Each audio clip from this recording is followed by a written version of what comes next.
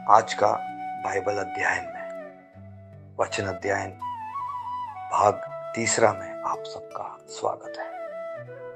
आज हम लोग देखेंगे अध्याय 3 के मुख्य किरदार।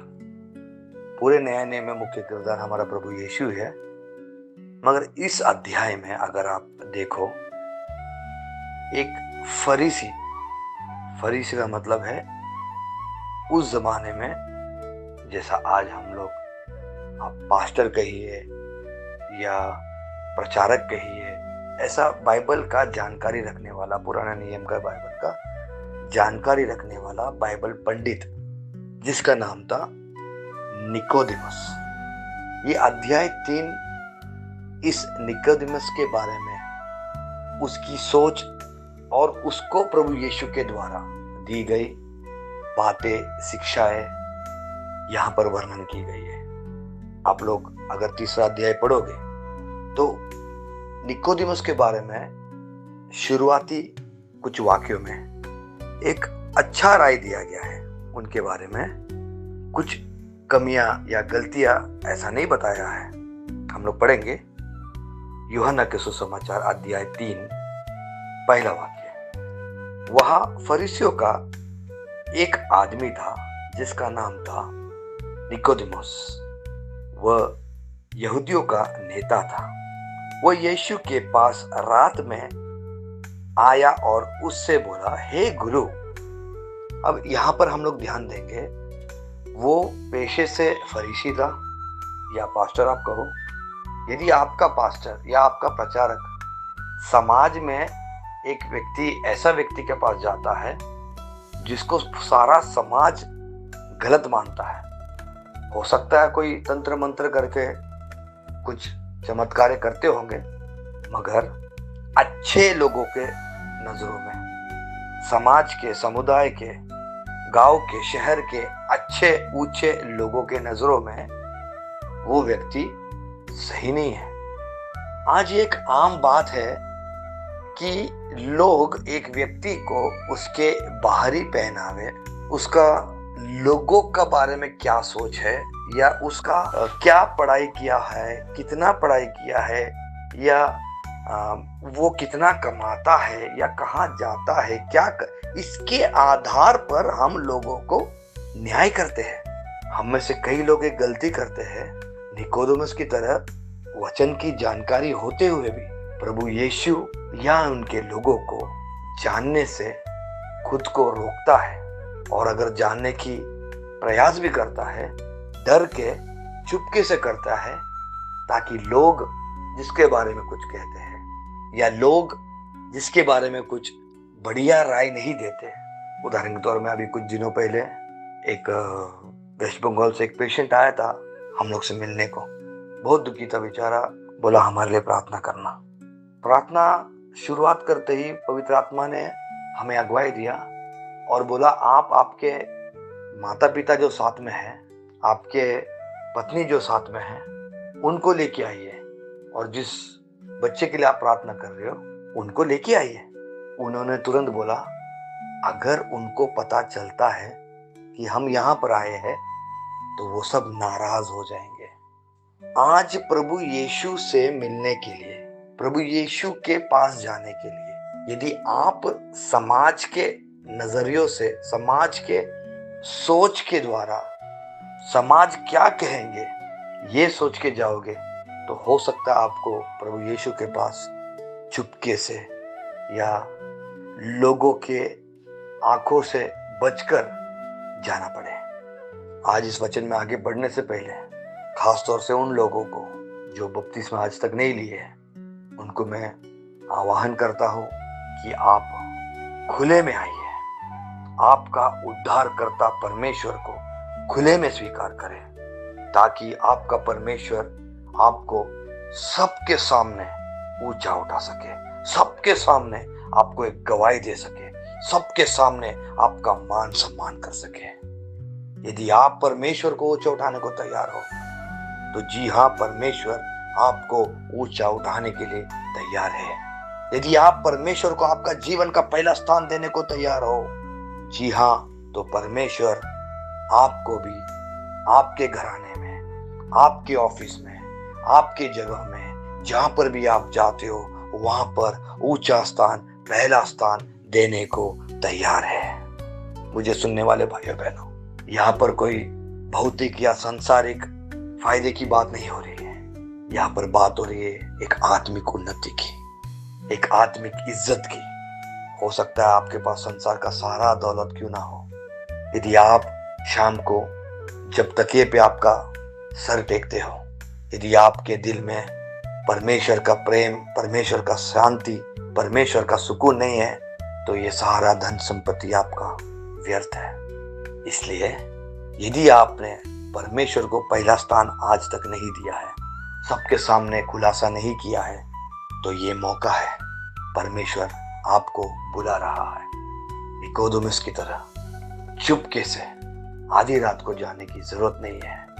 आपके लिए सारे संसार के सामने हाथों को फैला के क्रूस पर अपना प्रेम का इजहार करने वाला परमेश्वर आपको बुलाता है उसकी आज्ञा का पालन करने को। आगे पढ़ेंगे हम लोग। हे गुरु, ये शब्द साफ दर्शाता है कि भले से निकोदेमुस के दोस्त लोग, पड़ोसी, उसके सहकर्मी, उसके अपने कलीसिया के लोग, उसके माता पिता या रिश्तेदार प्रभु यीशु के बारे में उस जमाने में अच्छा राय नहीं बताते थे, परंतु ये स्वयं प्रभु यीशु को चुपके से मन ही मन में अपना गुरु, अपना सब कुछ, या हो सकता है इन्होंने वचन में पढ़ा होगा कि एक मसीहा आने वाला है, तो हो सकता है उन्होंने प्रभु यीशु को एक गुरु और एक मसीहा की तरह में अपने जीवन में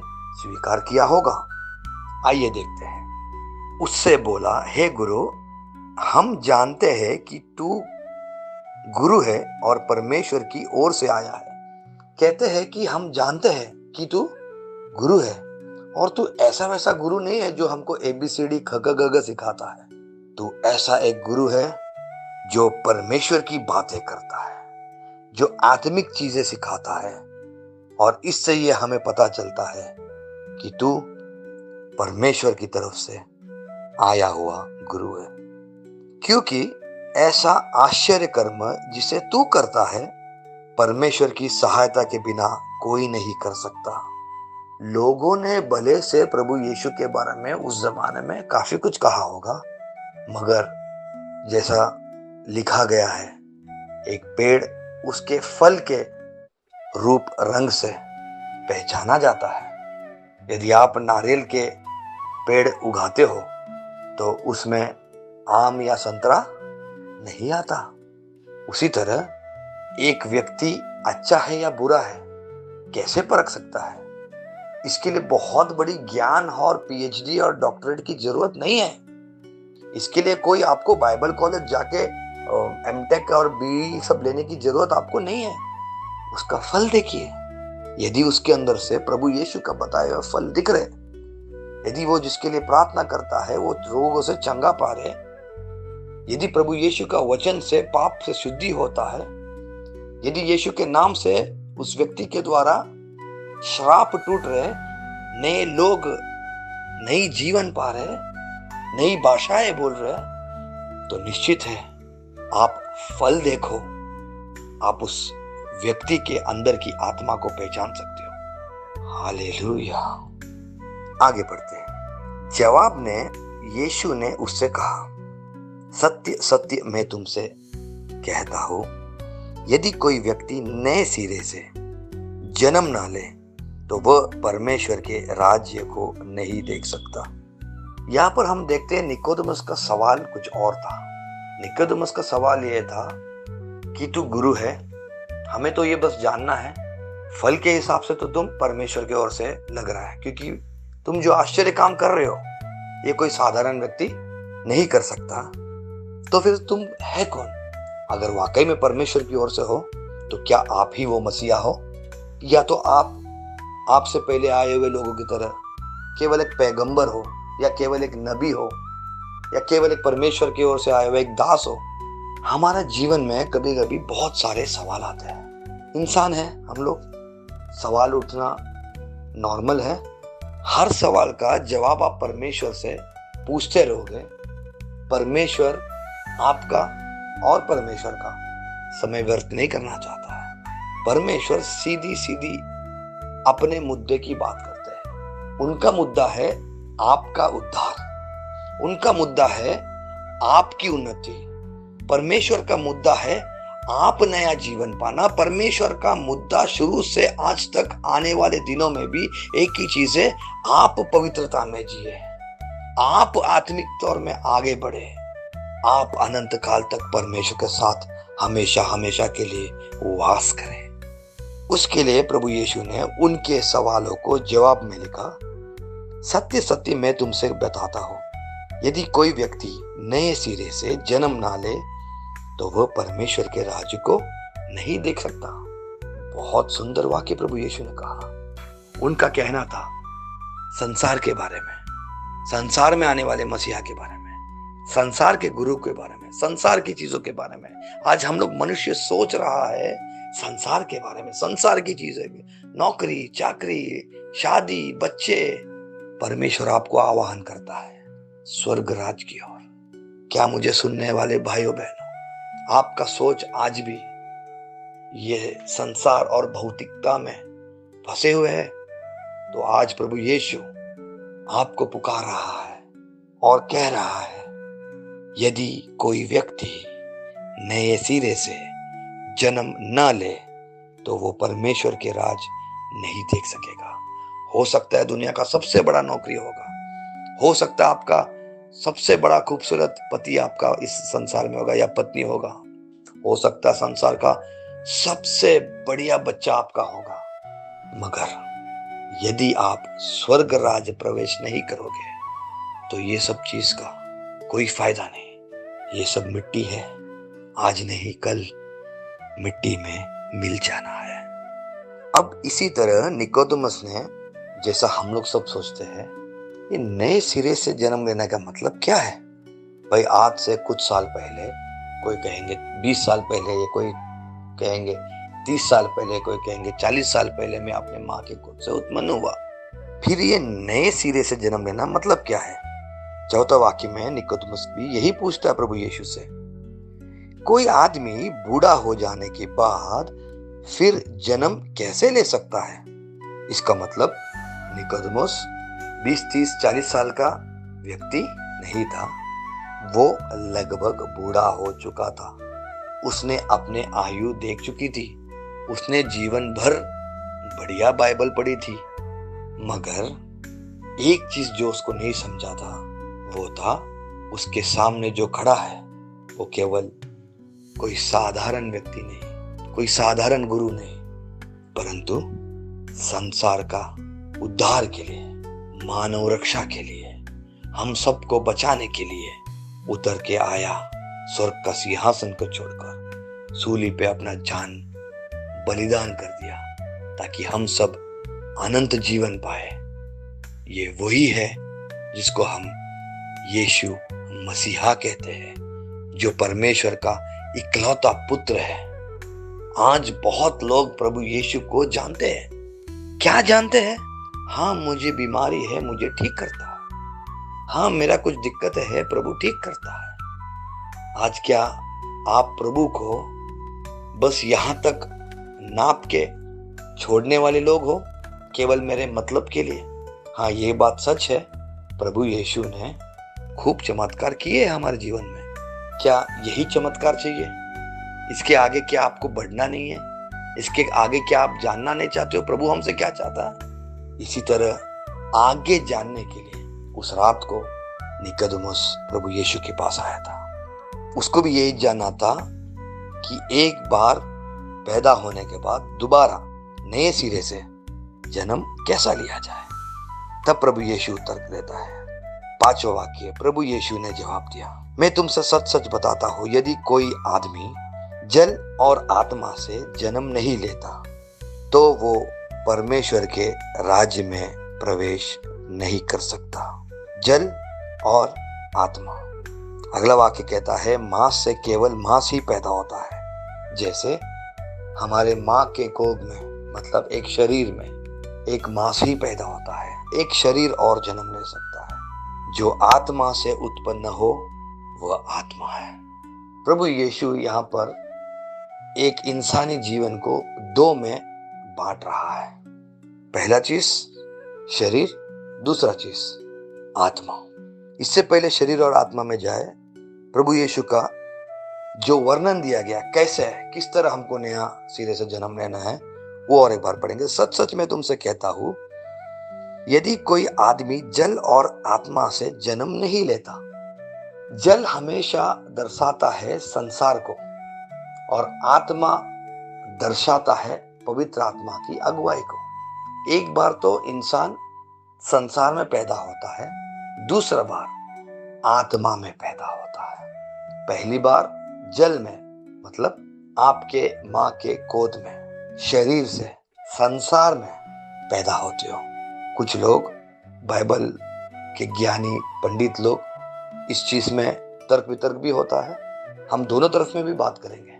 कुछ लोग कहते हैं ये जल के पैदा होने का मतलब है बपतिस्मा लेना। आप किसी भी रीति से पकड़ो, प्रभु यीशु बपतिस्मा लेने को तो हमसे कह ही रहा है। हाँ, मगर आप पुराने नियम में अगर जानकारी रखते हो तो आपको पता चलेगा, जब तक आप जल में रहोगे, जीवन जल की बात नहीं हो रही है, केवल जल की बात हो रही है, तब तक आपका पहला जन्म हो चुका है। दोबारा जन्म यदि आपको पवित्र आत्मा में लेना है, जब आप पवित्र आत्मा में जन्म लेते हो, परमेश्वर के आज्ञाओं के पालन करने से, बपतिस्मा लेने से, पवित्र आत्मा में भरने से, जब तक ये नहीं होगा तब तक आप नए सिरे से जन्म नहीं ले पाएंगे। आप स्वर्ग राज्य में प्रवेश नहीं कर पाएंगे। आप ये ना सोचिएगा कि आपने बपतिस्मा ले लिया है तो स्वर्ग राज्य का रिजर्वेशन हमारा हो गया है, बिल्कुल नहीं। मगर हाँ, आप रास्ता देख चुके हो, रास्ता पे आ चुके हो, आपका रिजर्वेशन अभी हुआ नहीं है। बपतिस्मा लेना, आप सही रास्ते में आना। आप जब तक पवित्र आत्मा में नहीं भरते हो तब तक उस रास्ता में चलना नामुमकिन है। भले से आप बपतिस्मा लिए होंगे तो भी। उदाहरण के तौर पे आप काफी लोगों को देख सकते हो जिन्होंने बपतिस्मा लिया है और आज दोबारा दोबारा तिबारा चौबारा पाप के रास्ते में फिर से शैतान उन्हें खींच लेके जाता है। ये कैसा संभव है? बपतिस्मा लेने के बाद जब हम एक परमेश्वर के साथ एक वाचा बांधते हैं कि परमेश्वर, आज के बाद मेरे जीवन में तेरे अलावा शैतान को कभी मौका नहीं दूंगा, मैं मेरे पुराने रास्ते में दोबारा नहीं चलूंगा, इतने सारे प्रतिज्ञा देते, वादा करते, फिर भी उसका एक ही वजह है, आपका जीवन में पवित्र आत्मा नहीं है, आपका जीवन पवित्र नहीं है। आप जब तक पवित्रता में आगे नहीं बढ़ोगे, जैसा हमने इन दिनों में देख रहा था, पवित्रता में एक कदम आगे जो हमारा सुबह और शाम जो क्लासेस चालू है, जब तक आप पवित्रता में आगे नहीं बढ़ोगे, इसका सबसे मेन चीज हमने पिछले दिनों में देखा था, पवित्रता में बढ़ने के लिए आपको स्वयं प्रयत्न करना होगा। उद्धार के बारे में पूछो तो प्रभु कहता कि हमने उद्धार तुमको दे दिया, चंगाई मैंने तुम्हें दे दिया, मैं प्रेम किया तुमसे, जब तुम पापी थे तब भी तुम पे प्रेम किया, सब कुछ परमेश्वर ने किया, मगर पवित्र में तुम्हें बना दिया, ऐसा नहीं है। पवित्रता के बारे में प्रभु कहता है कि जिस तरह स्वर्गीय पिता परमेश्वर पवित्र है, जिस तरह मैं पवित्र हूँ, उस तरह तुम भी पवित्र बनो। बनना है हमें पवित्र, हमें बनना है पवित्र आत्मा के सहायता के द्वारा। तो जब तक आप जल और आत्मा में नए सिरे से जन्म नहीं लोगे, तब तक आप स्वर्ग राज्य में प्रवेश नहीं कर पाएंगे। वाक्य 7, मैं तुमसे जो कहा उस पर आश्चर्य मत करो, तुम्हें नए सिरे से जन्म लेना ही है। हवा जिधर चाहती है उधर बहती है, तुम उसकी आवाज सुन सकते हो, किंतु तुम यह नहीं जान सकते कि वह कहां से आ रही है और कहां जा रही है। आत्मा से जन्मा हुआ हर व्यक्ति भी ऐसा ही है। हालेलुया। हमें परमेश्वर कितना सौभाग्यशाली बना रहा है, हमें उस परमेश्वर की हवा की तरह बता रहा है, उस पवित्र आत्मा की तरह बता रहा है, जो आते जाते तो नहीं दिखते मगर उसकी उपस्थिति आप महसूस कर पाते हो। आप लोग में से कई लोगों ने सामने आके गवाही दी है, हम जब आराधना कर रहे थे, हमने शरीर में करंट महसूस किया, हमने शरीर में ठंडक महसूस किया, हमने शरीर में गर्माहट महसूस किया, हमने स्वप्न देखा, दर्शन देखा। पवित्र आत्मा कहां से आती है, कहां जाती है, आप देख नहीं पाते हो, सुन नहीं पाओगे, मगर महसूस कर पाओगे। आइए इस नए सिरे से जन्म लेने में हम परमेश्वर को सहायता मांगेंगे। हम में से लगभग मुझे लगता है 80% लोग नए सिरे से बपतिस्मा लेके जन्म तो ले चुके हैं, मगर आपको एक बपतिस्मा बाकी है, पवित्र आत्मा की आग की बपतिस्मा। जब तक आप पवित्र आत्मा की बपतिस्मा नहीं लोगे, तब तक आप स्वर्ग राज्य में प्रवेश नहीं कर पाओगे। एक बार फिर से याद दिला दो आपको, आप कोई भी बपतिस्मा नहीं लेंगे, तब भी प्रभु यीशु के नाम से यदि उसके दास आपके लिए प्रार्थना करेगा, रोगों से चंगाई होगा, बीमारियां छूट जाएगी, तकलीफें दूर हो जाएगी। मगर जिस वक्त आपका परमेश्वर का दास वहां से चला गया, दोबारा आप पाप में गिर गए, वापस आपका जीवन में वही अवस्था में आप आके खड़े हो जाओगे। क्या आप चाहते हो यही माया जाल में आपको फंसते रहना है? आपका जीवन पूरा पूरा इस चक्रव्यूह में फंसते रहना आपको? बिल्कुल नहीं। पहला कदम मेरे सारे भाई बहन जिन्होंने अब तक बपतिस्मा नहीं लिया, तुरंत ही आपके निकट के जो भी पास्टर होंगे, मैं दोबारा बोलता हूँ, वो पास्टर कितना पढ़ा है उससे कोई मतलब नहीं, वो पानी कितना शुद्ध है इससे कोई मतलब नहीं। जिसने आपको बपतिस्मा लेने की आज्ञा दी है वो कौन है, बस वही पर ध्यान दीजिए। कई लोगों ने हमसे कंप्लेंट दिया है कि जिस पास्टर ने हमको बपतिस्मा दिया वो पास्टर सही नहीं था, इसलिए आज मेरा जीवन सही नहीं है। भाई आपका जीवन सही नहीं है क्योंकि आप गलत हो। आपने पूरी तरह से मन आज तक फिराया नहीं, आपने आपका जीवन समर्पण किया नहीं। एदन के बगीचे में पाप करने के बाद जिस तरह एक दूसरे के ऊपर उंगली उठा रहे, आज भी हम संसार में यही कर रहे हैं। हमारा पास्टर सही नहीं, हमारा प्रचारक सही नहीं, अरे हम कब सही होंगे? आज हमारे जीवन में हमें आत्मिकता में आगे बढ़ने से, पवित्रता में आगे बढ़ने से रोकने वाला सबसे बड़ा दुश्मन हम खुद है। हम खुद इसका जिम्मेदार है जो आत्मिकता में, पवित्रता में हमको आगे बढ़ने से रोकता है, और ये सबसे बड़ा रुकावट हम है। इस चीज को सुबह शाम हम मनन करेंगे। अक्सर एक छोटा सा शब्द बोल के हम लोग बच निकलने की कोशिश करते हैं, परमेश्वर मुझे माफ करना, शैतान के प्रलोभन में मुझे मत डालना। ये शैतान बार बार मुझे प्रलोभन देता है, प्रोत्साहन करता है कि गलत काम करे। शैतान तो हार चुका है, शैतान को तो प्रभु यीशु ने स्वयं हराया है, और जो हार गया बार बार उसका नाम लेके क्यों आप उसको जीत देना चाहते हो? नए सिरे से जन्म लेने का समय आ चुका है। केवल बपतिस्मा ही नहीं, पवित्रता में, पवित्र आत्मा में भरपूरी के साथ, सामर्थ्य के साथ, उसके अभिषेक में भरकर नए सिरे से नया जन्म लेने का समय आ चुका है। और यदि मुझे सुनने वाले भाई बहन, यदि ये सुनने के बावजूद भी आपका हृदय कठोर करते हो, परमेश्वर के आज्ञा के सामने झुकने से मना करते हो, तो नुकसान ना तो हमारा है ना तो परमेश्वर का है, भुगतना आपको ही है। क्योंकि जिस दिन प्रभु यीशु बादलों पे आएगा, हम सबको साथ ले जाने के लिए आएगा, अपने साथ रखने को लो, हमेशा हमेशा के लिए ले जाने के लिए जब आएगा, उस समय यदि आप यहाँ छूट जाओगे, शैतान के राज्य में आपको बचाने को उस वक्त कोई नहीं आएगा। निर्णय लेना है, एक दृढ़ निश्चय लेना है। जिन्होंने बपतिस्मा नहीं लिया है, निर्णय लो, निश्चित हो जाओ कि अगले 10 दिन या 15 दिन के अंदर मैं बिल्कुल बपतिस्मा लूंगा। और जिन्होंने बपतिस्मा लिया है वो डिसीजन लो कि दोबारा पाप के रास्ते में मैं नहीं जाऊंगा। पवित्र आत्मा से मांगो, पवित्र आत्मा तू मुझे सहायता कर, तेरे शक्ति के बगैर, तेरे अगुवाई के बगैर मैं कुछ नहीं कर पाऊंगा। बार बार मैं यही पाप की चक्रव्यूह में फंस रहा हूं। परमेश्वर तू सहायता कर। अपनी इच्छाओं को, अपनी अभिलाषाओं को दबाना है।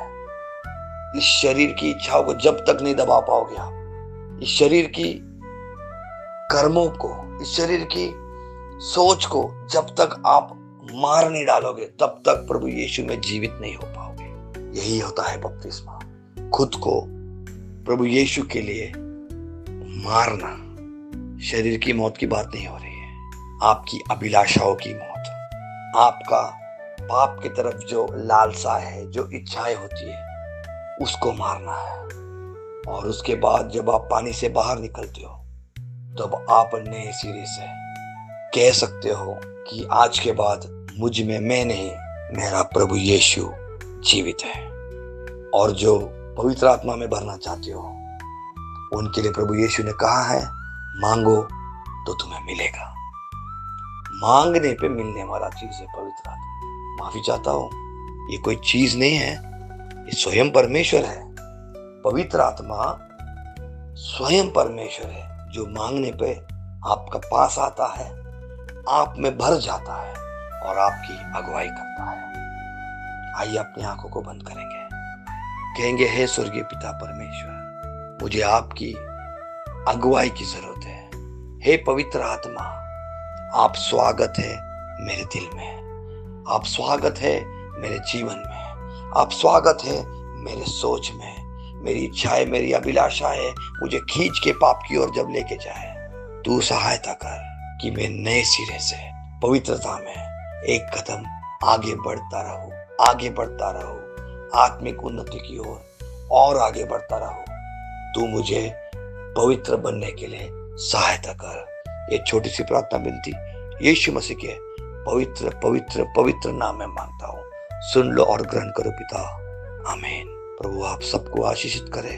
आज का दिन आपको शुभ और मंगलमय और आशीषित बरकत से भरा हुआ, परमेश्वर की आत्मा अभिषेक से भरा हुआ हो। यीशु मसीह के नाम से मांगता हूँ, आमीन, आमीन, आमीन।